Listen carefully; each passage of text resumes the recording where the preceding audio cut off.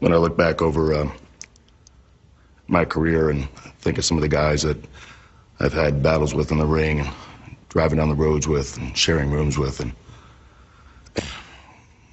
guys that touch me in a lot of different ways and lighten my life, enrich my life as a person and career, Chris Benoit is one of those guys.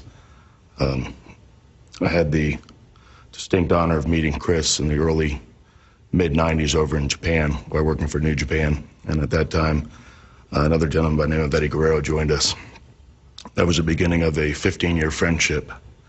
A time of leaning on each other, being there for ups and downs, goods and bads, and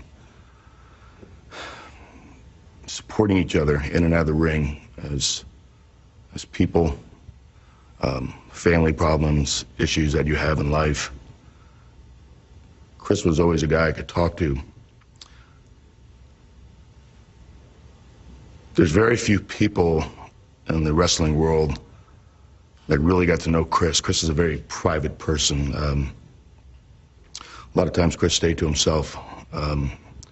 It's funny, I remember times myself and Eddie and a gentleman by the name of Scott Norton who worked for us in New Japan, we nicknamed Chris Houdini because at times he would just disappear in the middle of a conversation.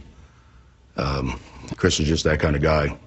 It was always funny for me when guys who never met Chris would see just the way he was, and they thought he was a little bit arrogant or just a little bit odd. And I would just tell them that's just the way Chris is. You just I accepted Chris for what he was. As a person, as a friend, I feel honored and privileged to spend some 15 years with him in and out of the ring. As an opponent, there's nothing better than being in a ring and having somebody that pushes you, somebody that tries to take you to that next level, and I think Chris did that for me, and so many other opponents. Chris is so unselfish when it came to working with young talent and really helping them home in on their skills.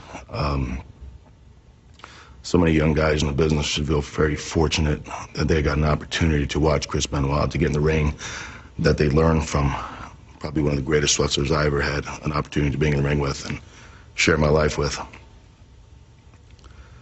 It's ironic in a 2-year time span, losing two of my closest friends, one being Eddie Guerrero, one being Chris Benoit.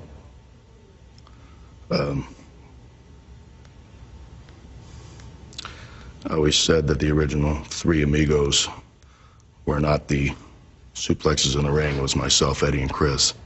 We laughed about it at times.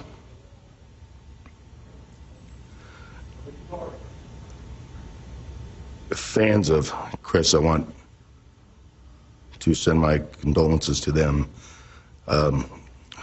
When you watch Chris work, it was just, he was a machine. He was nonstop, pedal to the metal, just gave it everything he had, 120% every single night.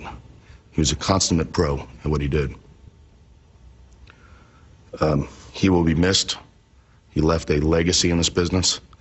He left young guys, young and up-and-coming talent, somebody to model themselves after.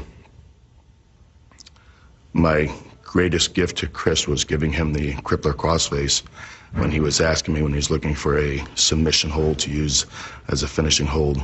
And I guess knowing my reputation of knowing so many holds, I put that on loan to Chris. And he always brought that up and brought that to my attention. Chris will be missed by all wrestling fans all over the world. Chris had an extensive career over in Japan, Stampede Wrestling up in Calgary, WCW, ECW, WWE. There's so many fans that he touched out there. So many great matches that he had, from Bret Hart to Finlay, to William Regal, to Eddie Guerrero, to Rey Mysterio. There's just so many great matches. On a personal level, I'll miss his friendship. I'll miss his quietness.